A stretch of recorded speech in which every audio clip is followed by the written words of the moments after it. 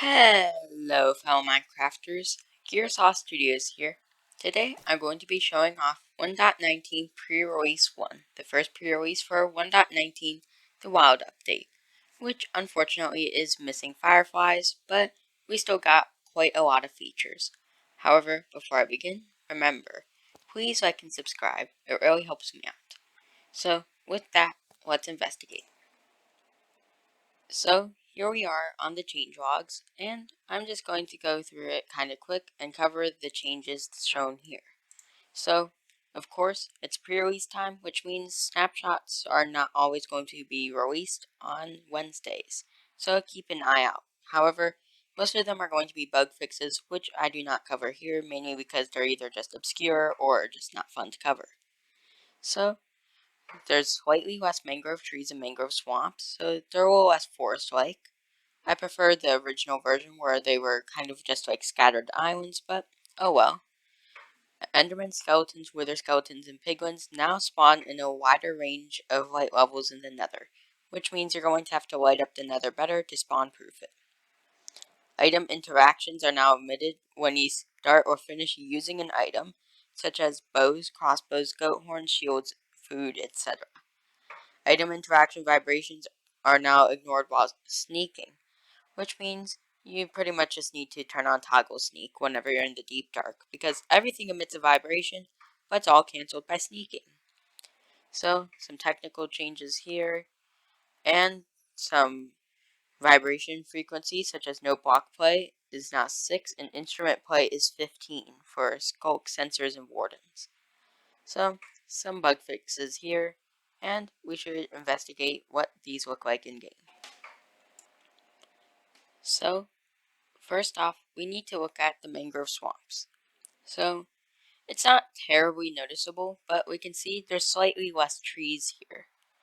And it's just not that significant, but it's just a bit more open on the ground, and you can definitely notice it when you're on the ground itself.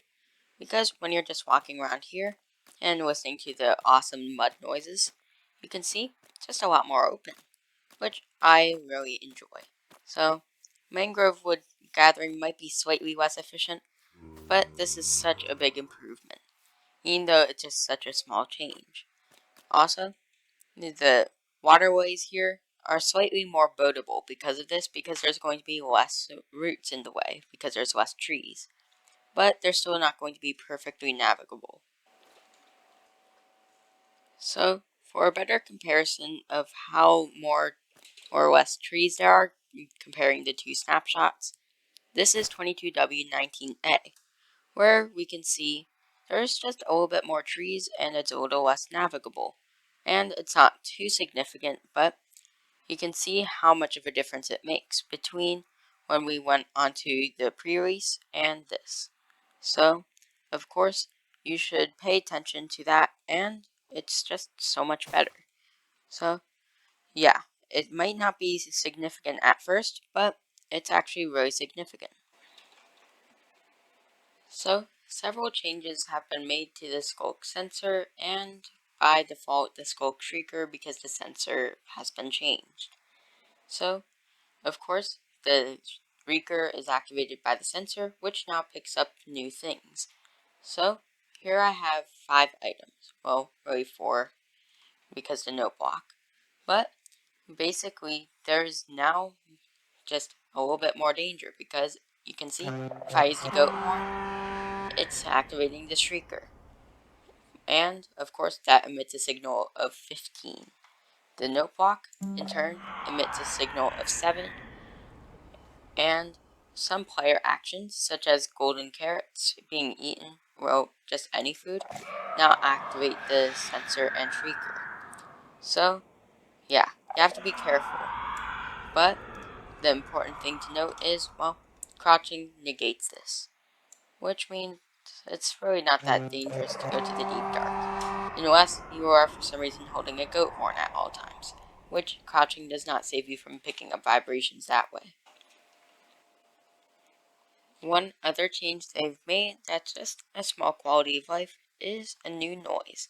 Not necessarily new, but it was pretty much unused, and it it's been added to some generic skull items.